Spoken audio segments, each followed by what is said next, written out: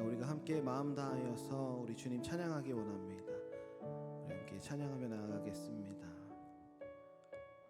주님 큰 영광 받으소서. 주님 큰 영광 받으소서. 홀로 찬양 받으소서. 모든 이름 위에 뛰어난 그 이름, 온 땅과 하늘이 다 찬양해. 겸손하게 우리 무릎 꿇고 주 이름 앞에 영광 돌리세. 모두 절하세. 독생자 예수 주님께 찬양. 우리 다시 처음부터 찬양합니다. 주님 큰 영광 받으소서. 주님 큰 영광 받으소서. 홀로 찬양 받으소서. 모든 이름 위에 뛰어난 그 이름, 온 땅과 하늘이 다 찬양해. 겸손하게 우리 무릎 꿇고 주 이름 앞에 영광 돌리세. 모두 절하세. 독생자 예수 주님께 찬양 드리리. 모든 영광과 존귀와 능력 받으소서. 받으소서. 모든 영광과 존귀와 능력 받으소서. 주님 받으소서. 그리스도 살아계신 하나님. 다시 한 번 더 찬양합니다. 주님 큰 영광 받으소서. 주님 큰 영광 받으소서. 홀로 찬양 받으소서. 모든 이름 위에 뛰어난 그 이름, 온 땅과 하늘이 다 찬양해. 겸손하게 우리 무릎 꿇고 주 이름 앞에 영광 돌리세. 모두 절하세.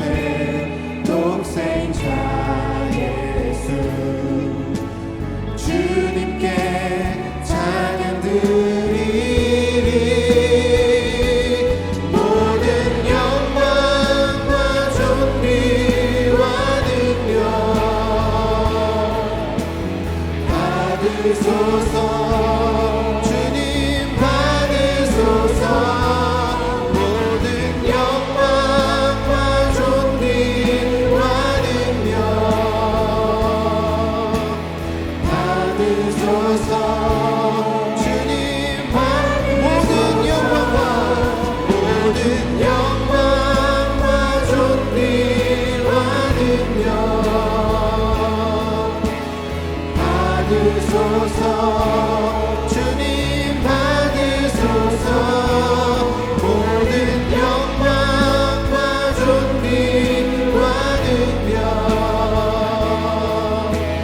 받으소서. 주님 모든 영광과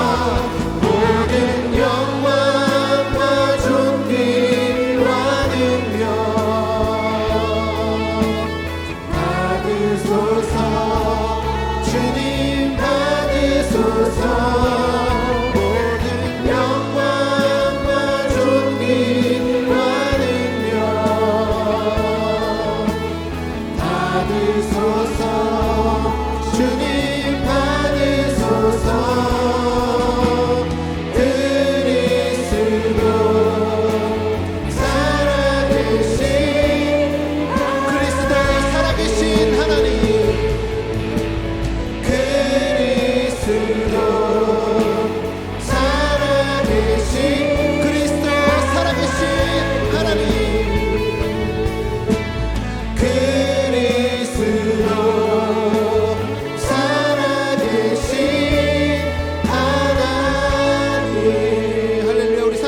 영광의 박수 올려드립니다. 아멘.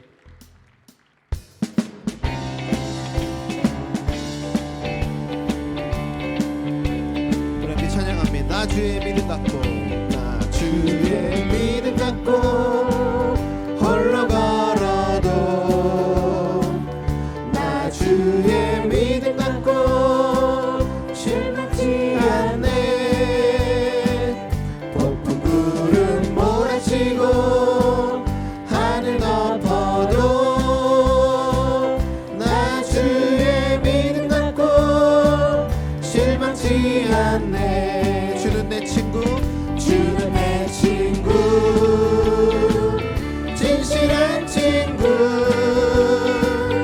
끝날까지도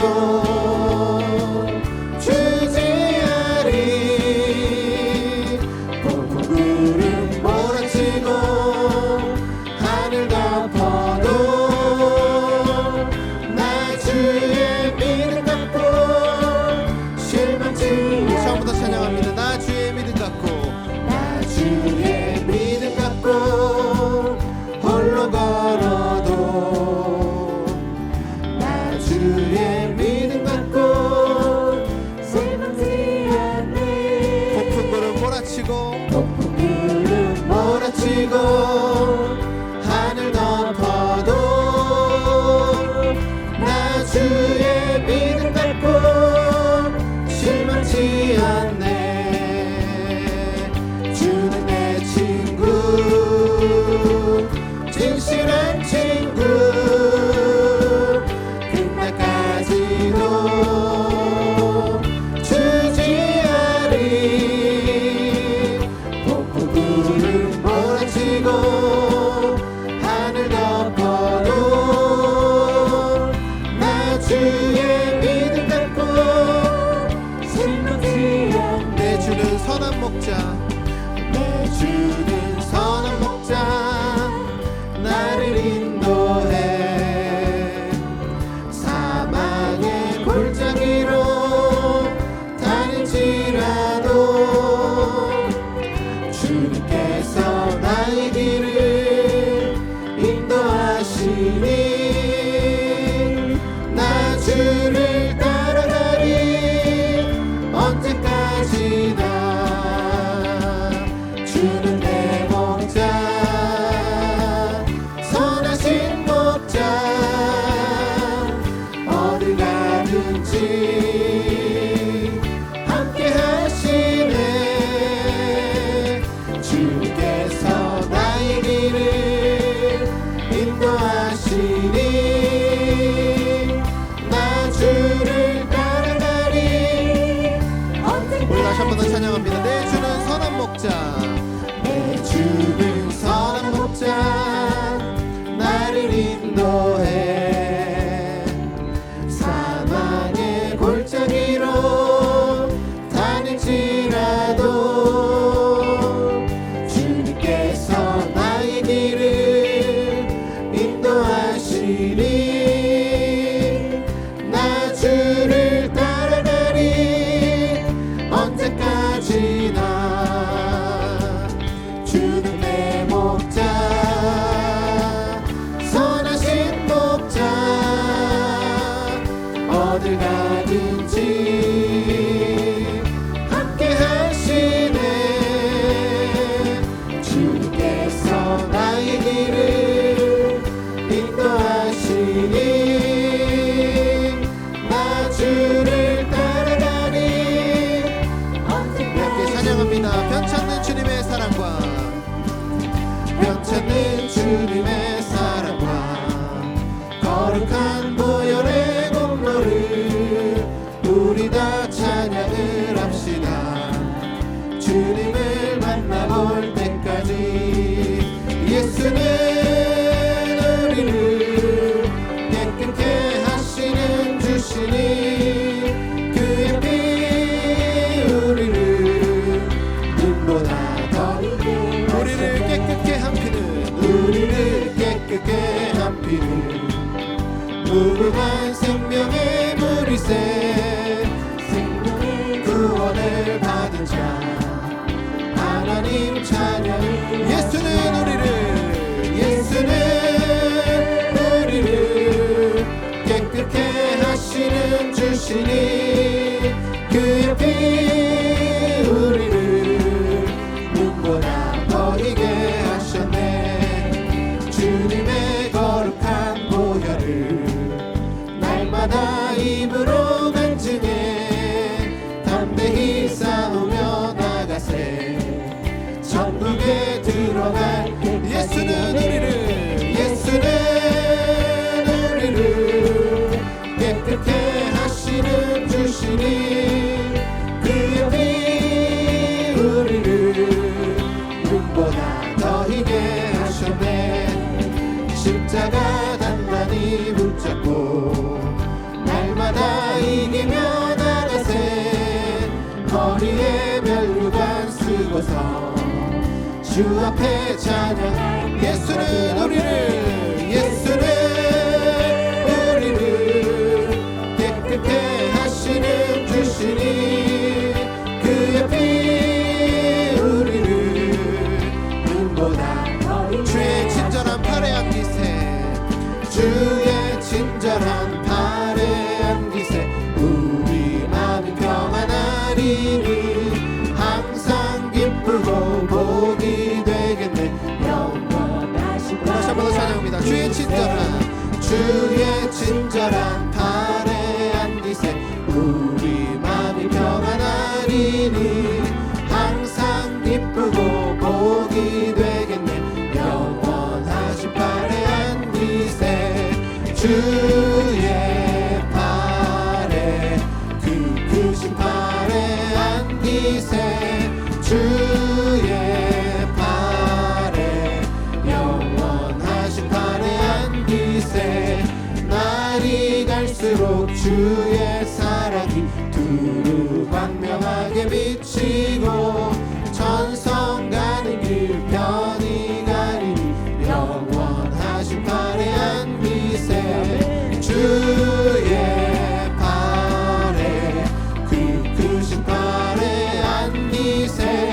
주의 팔에 영원하신 팔에 주의 팔에 그 크신 팔에 안기세. 주의 팔에 영원하신 팔에 주의 보좌로 나아갈 때에 기뻐 찬미 소리 외치고 겁과 두려움 없어지니 영원하신 팔에 안기세.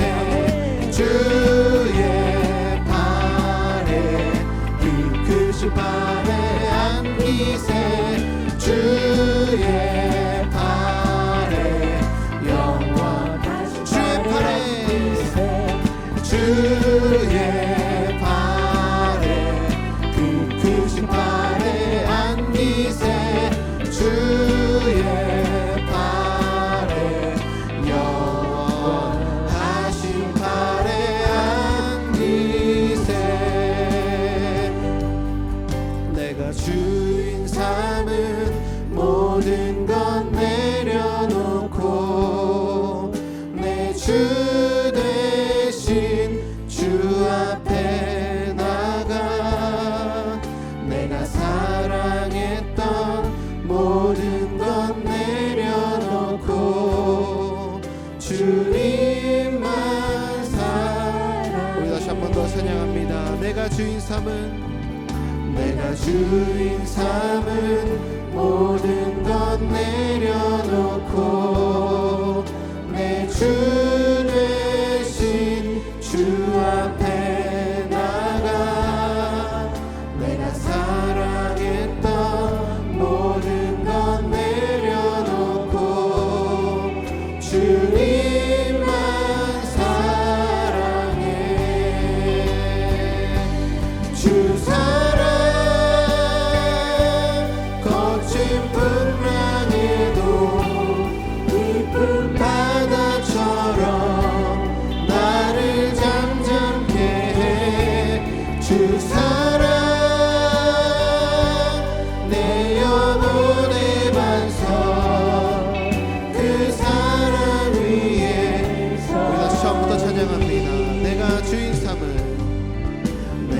주인 삼은 모든 것 내려놓고 내 주 되신 주 앞에 나가 내가 사랑했던 모든 것 내려놓고 주님만 사랑 내가 주인 삼은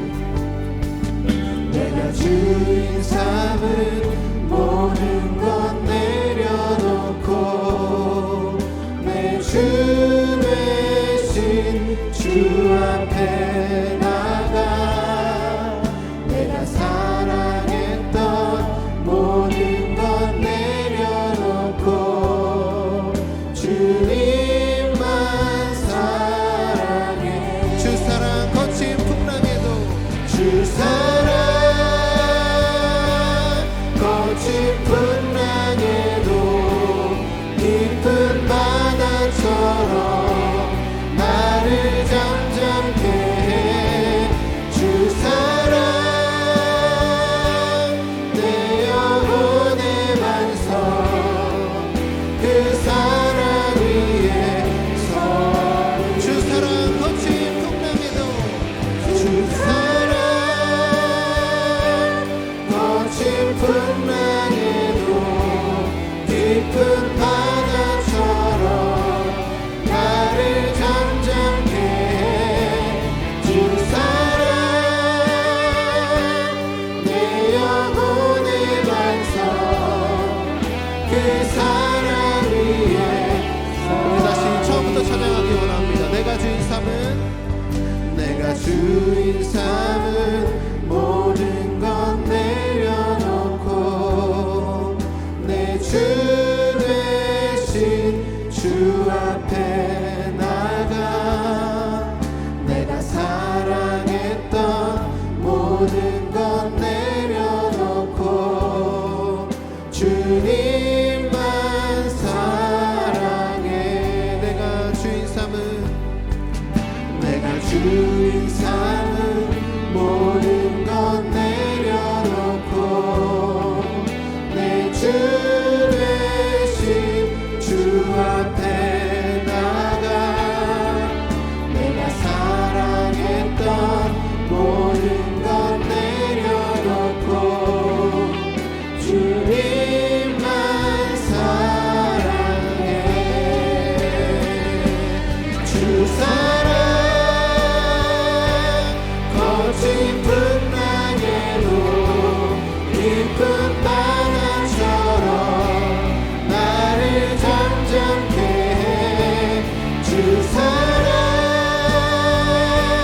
내 영혼의 반석 그 사랑 위에 서 주 사랑 거친 풍랑에도 깊은 바다처럼 나를 잠잠케 해. 주 사랑 내 영혼의 반석 그 사랑 우리 전심으로 다시 한번 더 찬양합니다. 주 사랑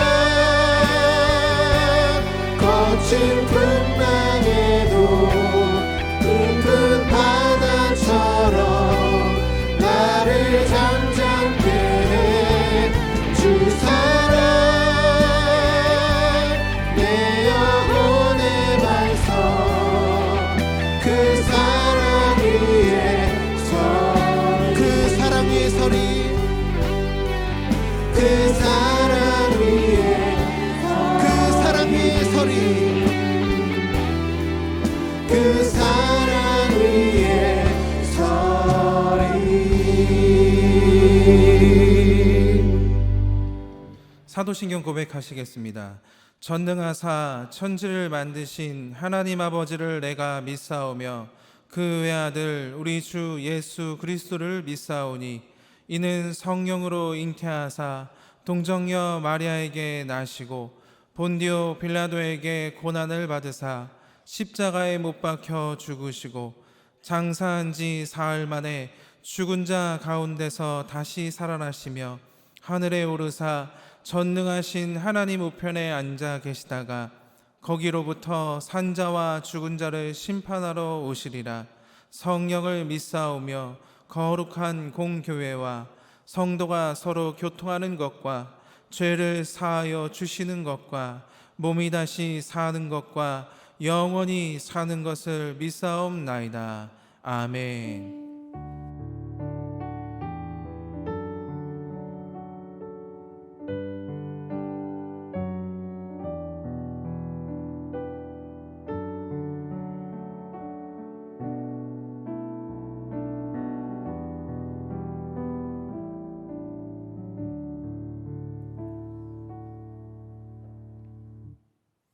사랑의 아버지 하나님, 신년 축복 특별 새벽 기도의 넷째 날입니다. 함께하여 은혜를 받게 해 주셔서 감사합니다. 사랑과 희락과 화평과 오래 참음과 자비와 양성과 충성과 온유와 절제 9가지 성령의 열매를 맺는 2024년 한 해 되게 해 주시옵소서. 남녀 성교회와 지구역장 교역자님들과 봉사기관들이 충성을 다하게 힘을 주시옵소서. 말씀을 전하시는 목사님에게 지혜와 건강과 명철을 주셔서 강건케 하여 주시옵소서. 소망의 이유 예수 그리스도로 주님만 바라보고 말씀으로 주님의 뜻이 이루어지고 성령 충만한 삶으로 전도하는 일산 순복음 영상교회가 되어서 부흥의 역사를 이루게 도와주시옵소서. 올 한 해도 주님의 은혜 안에서 성령 충만함으로 채워 주시옵소서. 예수님의 이름으로 감사드리며 기도합니다. 아멘.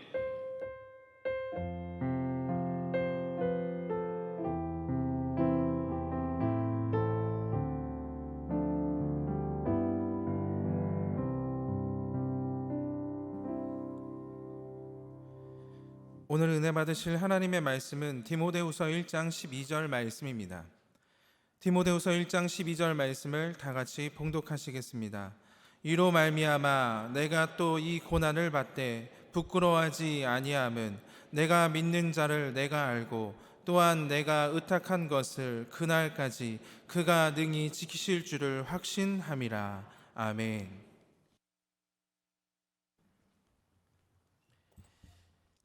할렐루야. 말씀의 제목을 다 함께 따라해 주시길 바랍니다. 나는 복음을 위해 삽니다.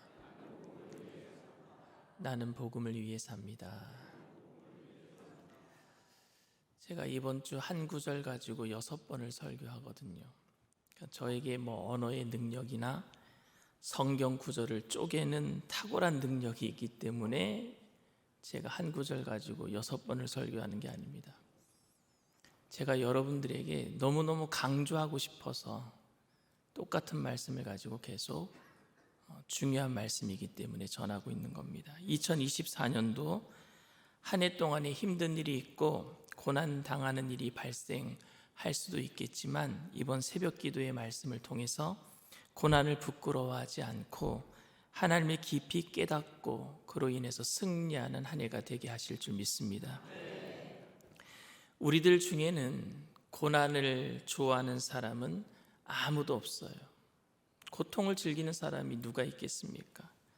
고난을 두려워하고 고난을 불편해합니다. 하지만 고난을 견딜 수 있을 때가 있어요. 너무 불편하고 힘든 고난도 견딜 수 있는 때가 있는데 그것은 고난을 통해서 무엇인가 유익이 있다라는 사실을 알게 되면은 그거를 우리는 통과할 수가 있어요. 그래서 내 삶에 고난이 어떤 유익이 있는지 고난 당하는 사람들은 그 고난에 대한 이유를 알고 싶어 합니다. 우리의 삶의 목적이 편안함이나 아니면 행복함, 안락함이라고 한다면 고난을 당할 때 우리는 굉장히 당혹스러울 것입니다. 그 고난으로 인해서 내가 원하고 추구하는 행복함과 안락함이 깨어지기 때문에 그렇습니다. 그러나 그 고난이 나의 삶의 목적을 이루기 위한 수단에 불가피한 것이라고, 그래서 과정이라고 생각한다면, 내 삶의 어떤 목적을 이루는데 고난이 어떤 과정, 수단이라고 생각한다면 기꺼이 우리는 고난을 감당하게 될 것입니다. 그러니까 고난의 이유가 무엇인가 하는 것을 묻는 것은 고난의 목적에 확신이 생기면 기꺼이 그 고난을 감당하겠습니다 라는 말이기도 합니다. 이민교회 목회를 할 때에 대부분 성도님들이 이민 오신 목적이, 미국의 아메리칸 드림을 가지고 이민 오신 목적이 가정의 행복과 자식들이 좋은 환경에서 교육받기 위해서 이민 오십니다. 그 목적이 있어요. 삶의 목적이 가정의 행복, 자녀들이 잘 되는 것. 제가 목회하던 교회에 한 권사님이 계셨는데 자식을 성공시키기 위해서 남편은 시카고에서 일을 하고, 그리고 권사님은 시카고와 네브라스카 오마하가 1000km 정도 떨어져 있거든요. 130km로 달려서 8시간을 가야 돼요. 제가 거기를 13번 왔다 갔다 했어요. 그것도 장 보려고. 오마하에는 뭐 한국 큰 마트가 없어서. 어쨌든 그 1000km 떨어진 곳에 권사님이 옷장사를 하셨어요. 남편은 시카고에서, 권사님은 제가 사는 오마하에서. 서로 왔다 갔다 하는 일이 별로 없었어요. 왜냐하면 서로 돈 벌어서 자식들 어쨌든 키우겠다고. 남편 집사님은 시카고에서 옷을 싼 값에 떼어서 권사님에게 보내주면 권사님은 오마하에서 그 옷을 팔았어요. 그런데 그렇게 열심히 일했던 동기가 뭐예요? 가정의 행복이었어요. 자녀가 잘 되는 거였어요. 그런데 그렇게 떨어져서 자식들을 키우다 보니까 막내 아들이 우울증에 걸리고 말았어요. 그래서 막내 아들이 약을 먹게 되고, 우울증 약을 먹게 되고, 결국에 장사하느라고 아이들을 돌볼 수 없었던 탓에 그렇게 막내 아들이 힘든 지경에 처해 있는 것을 보고 권사님이 작정을 하셨어요. 목사님, 저한테 찾아와서 목사님, 저 아이를 데리고 시카고로 가겠습니다. 결국 권사님은 사업을 포기하고 남편이 있는 시카고로 다시 가셨습니다. 더 이상 고난을 감당할 수 있는 동기가 사라졌기 때문에 그래요. 자녀를 위해서 뼈 빠지게 열심히 했는데 그 행복이 이루어지지 않았거든요. 그러니까 동기가 사라져서, 고난을 떨어져서, 남편과 아내가 떨어져서 살아간다는 것 자체가 고난입니다. 그런데 그런 고난을 감당할 수 있는 동기가 사라졌습니다. 제가 1988년에 아버지가 원하는 대학교에 들어가지 못하고 신학교에 간다고 했을 때 아버지는 장로님이심에도 불구하고 저에게 실망을 하셨습니다.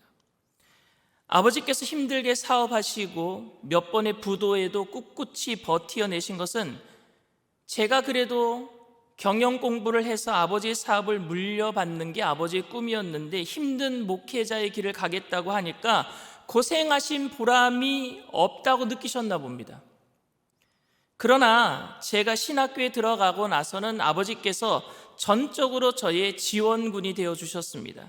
지금 제가 이렇게 일산순복음 영산교회 담임 목사가 되어서 비교적 편안하게 목회하고 있는 것을 당시에 아버님이 알 수만 있었다면 그렇게까지 실망하지 않으셨을 것 같아요. 그렇다고 저의 목회가 편안한 목회, 큰 교회의 목사는 아닙니다. 자식을 향한 부모의 바람이 대부분 그렇다라는 거예요. 어느 부모가 자식이 힘든 목회자의 길을 간다고 할 때 그거 누가 좋아하겠습니까? 그런데 제가 목사가 된 이후로 아버지의 바람이 바뀌셨어요.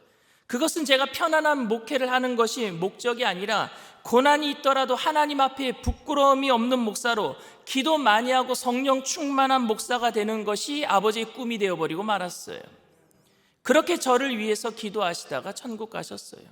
제가 일산순복음 영산교회 담임 목사가 되는 것도 못 보고 돌아가셨어요. 한 해 전에 돌아가셨어요.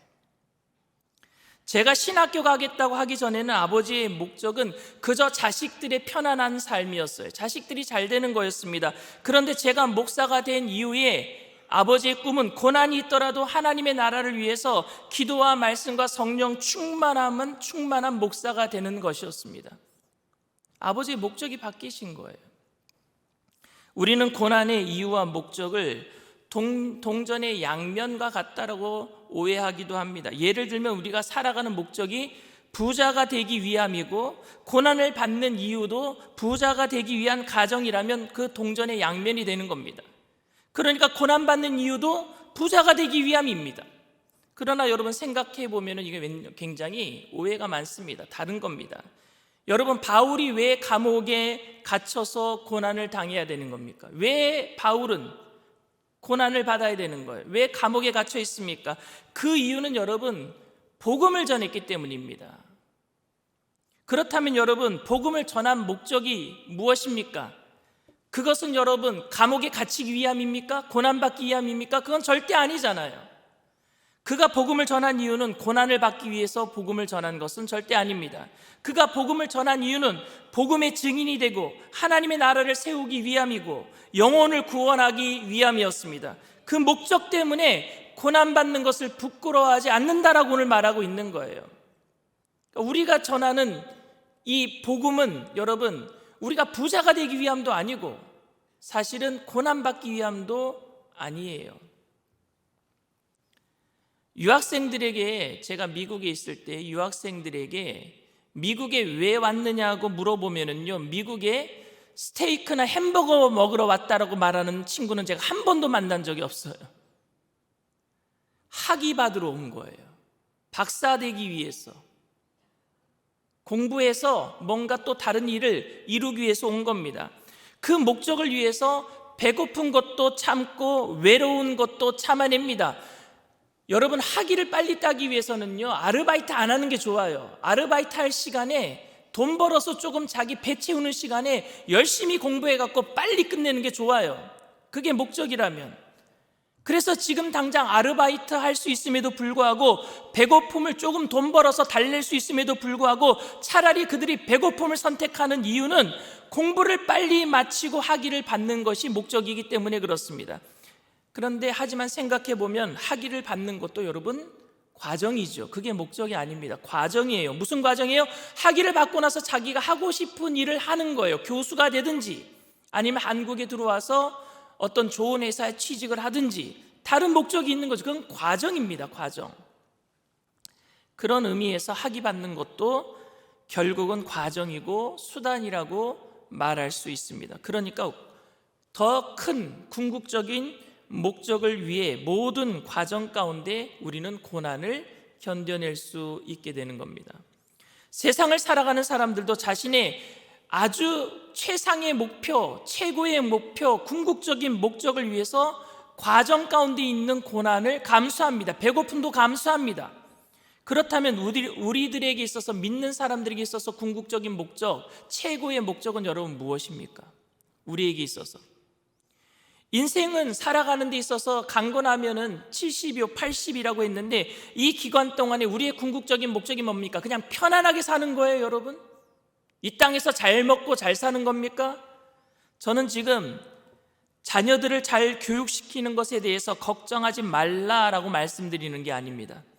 세상 보험 들지 말고 하나님 나라에 여러분들의 보험을 들어놓으세요. 헌금 많이 하세요 라고 말씀드리는 것이 절대 아닙니다. 사업 걱정하지 말고 복음을 위해서 투자하세요. 하나님께서 여러분들의 사업을 일으켜 주실 것입니다 라고 말씀드리는 것이 절대 아닙니다. 제가 이렇게 말씀드리면은 이는 마치 저도 고난을 받는 이유가 부자가 되기 위함입니다 라고 말하는 것과 똑같은 거예요. 전 지금 그렇게 얘기하고 있는 게 아니에요. 무엇을 먹을까 입을까 마실까 염려하는 것은 여러분 세속적인 게 아니에요. 여러분, 자녀를 걱정하고 노후를 걱정하고 사업을 걱정하는 것은 여러분 세속적인 것들이 아닙니다. 저는 여러분들이 어떻게 사업을 잘해서 생업을 유지해서 자녀들을 잘 키울 수 있을까 하는 것도 저는 중요하다고 생각합니다. 이 땅에서 사는 동안은 중요한 문제예요. 그런데 제가 여러분들에게 도전을 드리고 싶은 말씀이 있다면 우리가 지금 하고 있는 모든 일의 궁극적인 목표와 목적이 과연 무엇에 맞춰져 있는가라는 것을 알려드리고 싶어요. 지금 우리가 지금 살아가고 있는, 돈을 많이 버는 것도, 건강하게 살려고 내가 열심히 운동하는 것도, 그리고 자녀들을 잘 키우는 것도 뭐예요? 목적이 아니라 뭐예요? 과정이란 말입니다. 과정이에요. 유학생들이 배고픔을 참아내고 학위를 받는 것이 목적이 아니라 과정이듯이 이 땅에서 우리가 이루고 싶어하는 모든 것들은 잘못된 목적이 아닙니다. 잘 먹고 잘 사는 것, 이거 잘못된 목적이 아닙니다. 과정입니다. 궁극적인 목적이 있어야 된다라는 말씀을 드리고 싶어요. 우리들의 문제가 무엇이라고 생각합니까? 현대 교인들의 문제는 좋은 것을 그냥 좋은 것으로 여기지 아니하고 그것을 최고의 가치, 궁극적인 목적으로 만들어 놓은 게 잘못된 거예요. 여러분, 돈은 좋은 거예요. 부자가 되는 거, 예수 믿는 사람들이 부자가 되는 거 좋은 겁니다. 예수 믿고 건강해지는 거 좋은 겁니다. 그런데 그거는 궁극적인 게 아니란 말입니다. 최고의 가치가 아니란 말입니다. 근데 우리는 그것을 최고의 가치로 만들어 놔버렸어요. 거기에 대해서 예레미야 선지자가 한탄하면서 이 얘기를 하는 거예요. 예레미야 2장 13절 말씀입니다. 내 백성이 두 가지 악을 행하였나니 곧 그들이 생수의 근원되는 나를 버린 것과 스스로 웅덩이를 판 것인데 그것은 그 물을 가두지 못할 터진 웅덩이들이니라. 첫 번째 죄는 뭐냐? 궁극적인 하나님을 버린 거예요. 최고의 가치인 하나님을 버려버린 것, 생수의 근원 대신 하나님을 버린 것. 두 번째 죄는 다른 것들을 궁극적인 것, 최고의 가치로 만든 거예요. 터진 웅덩이, 바알과 아세라, 돈, 세상에 좋은 것들이 많잖아요. 근데 그건 좋은 거지 최고의 가치가 아니란 말입니다. 근데 그걸 최고의 가치 만들어 놓고 우상화 시켜버리고 말았어요. 여러분, 돈 버는 것 좋은 것입니다. 필요한 것입니다. 그런데 돈을 삶의 목적으로 만들어 버렸다는 말입니다. 과정에 있는 것들을 궁극적인 것들로 만들고 나면은 우리는 허무한 인생을 살아갈 수밖에 없습니다. 그래서 무엇을 이루어놔도 터진 웅덩이에 늘 갈증을 느낍니다. 물을 쏟아놨는데 터져버려요. 그러니까 터져 있으니까 늘 새어나가는 거예요. 갈증을 또 느껴요. 또 다른 것을 채워넣습니다. 왜? 궁극적인 하나님이 없어져 버렸으니까. 그래서 제가 항상 받는 질문 중에 하나가 이런 겁니다. 목사님, 제가 돈을 많이 버는 게 좋은 겁니까? 나쁜 겁니까? 제가 열심히 공부해서 좋은 대학교 가는 게 좋은 겁니까? 나쁜 겁니까? 내가 정말 잘생기고 그리고 집도 있고 차도 있고 돈 많은 사람과 내가 결혼하는 것이 좋은 겁니까? 나쁜 겁니까? 큰 집으로 이사 가는 것이 좋은 겁니까? 나쁜 겁니까? 여러분, 궁극적인 것이 없을 때는 이런 질문들이 늘 우리 인생에 맴돌아요. 궁극적인 것을 사라져버릴 때, 하나님을 놓쳐버릴 때, 우리가 이런 것들을 삶의 가정으로 여기고 있는가, 아니면 그것을 목표로 삼고 있는가 하는 문제입니다. 특별히 성도들은 이런 것들을 내 삶의 목적이라고 말하지 않으면서도 그것을 목적인 것처럼 살고 있기 때문에 그것이 우리에게 올무가 돼요. 예수 믿는 사람들에게 있어서는 그 좋은 것들이, 돈 좋은 겁니다. 건강 좋은 겁니다. 자녀들 형통한 거 좋은 겁니다. 그 좋은 것들이 우상이 돼버린단 말입니다. 우리에게. 우리들은 복음의 은혜 안에서 복음을 위해서 사는 것이 궁극적인 목적이 되었고, 그리고 날마다 우리는 예수님 때문에 삽니다. 그렇게 고백해야 될 줄 믿습니다. 그리스도인들의 삶의 목적 의식 없이 살다가 죽으면 천국에 갈 수 있을 정도로 우리는 그냥 이 땅에서 아무데로 아무렇게나 살다가 그냥 죽으면 천국 간다라는 생각을 해서는 안 되는 거예요. 우리에게 구원의 은혜로 인한 믿음이 생기면 우리의 삶이 완전히 뒤바뀌어져야 돼요. 복음으로 우리의 가치관이 바뀌어져야 될 줄 믿습니다. 예수를 믿으면 목적이 바뀌어야 됩니다. 목적이 달라져야 됩니다. 왜 사느냐 물으면은요, 그냥 이 땅에 사는 동안에 아무 낙 없이 살다가, 그냥 목적 없이 살다가, 그냥 주님이 나를 부르시면 나는 천국 갈 거예요, 이렇게 살아서는 안 된단 말입니다. 잠시 이 땅에서 사는 동안에는 즐길 수 있는 것 즐기다가 예수님이 부르면 나는 주님 앞에 가겠습니다, 이렇게 살아서는 안 된단 말입니다. 이 세상의 여정도 목적을 향한 과정이기 때문에 중요합니다. 그래서 이 땅에 살아가는 과정도 너무너무 중요해요. 최선을 다해서 살아가야 되는 거예요. 그 삶의 여정이 바로 예수님을 드러내는 삶, 복음을 위해서 살아야 되는 줄 믿습니다. 그래서 오늘 말씀 제목이 나는 복음을 위해서 삽니다예요. 왜? 과정이니까. 이 땅의 삶이 다 과정이니까, 목적이 아니니까. 복음을 드러내는 거예요. 복음을 위해서 살아야 합니다.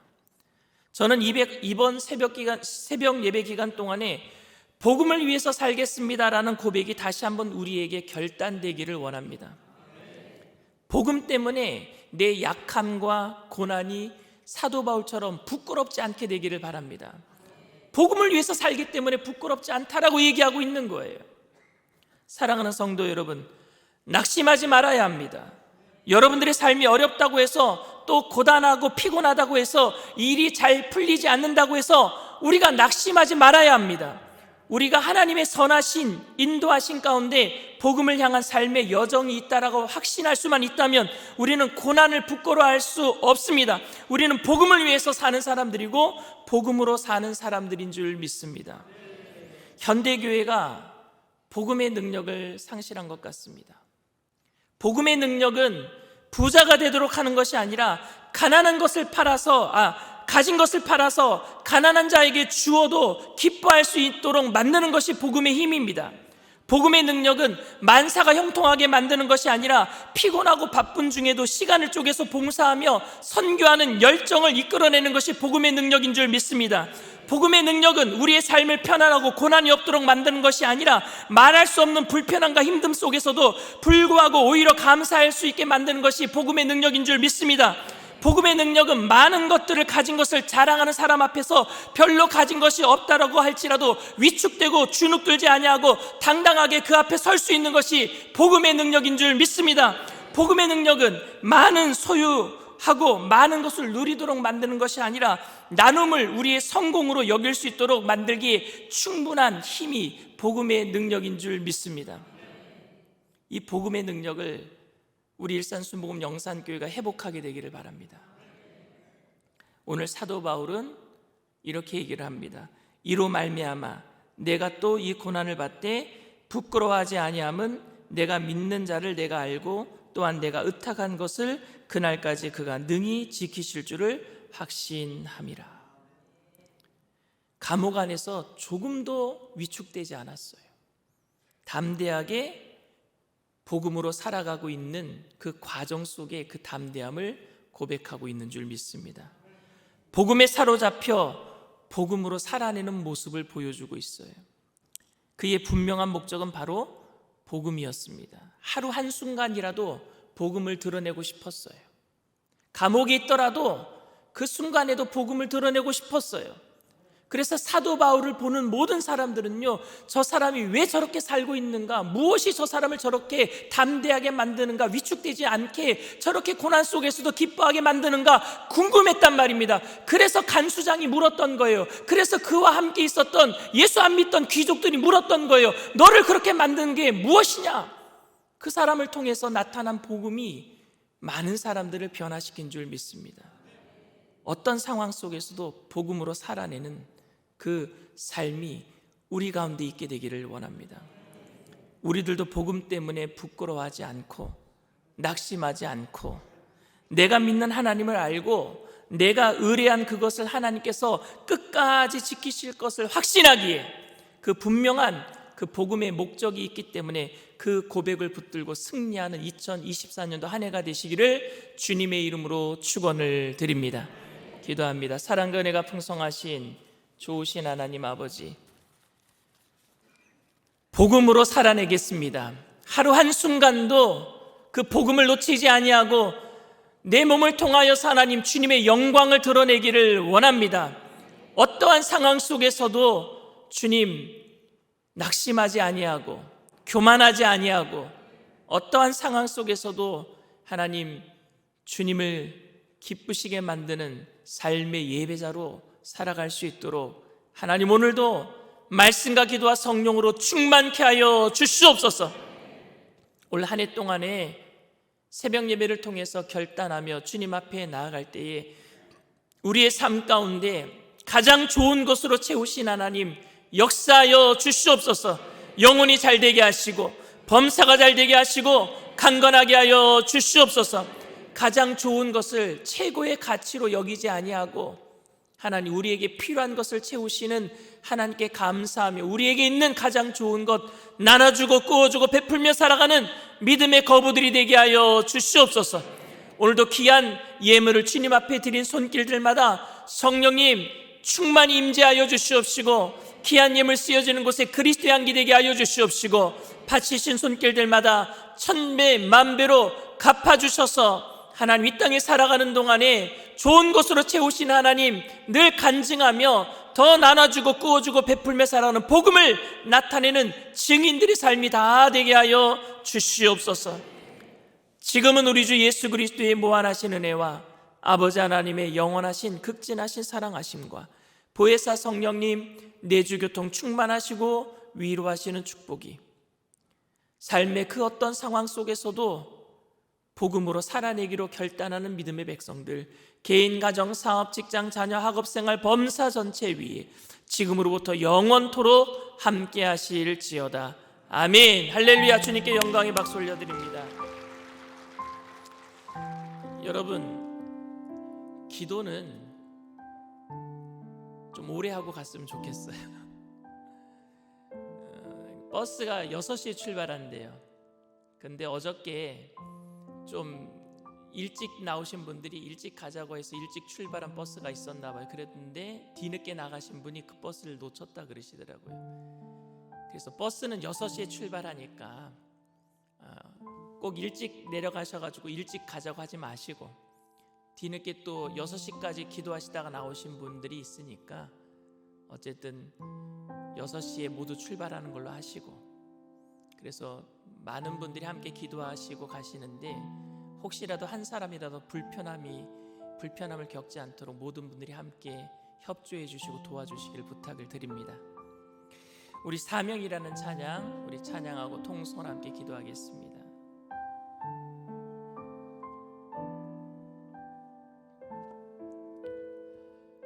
주님이 홀로 가신 그 길 나도 따라가오.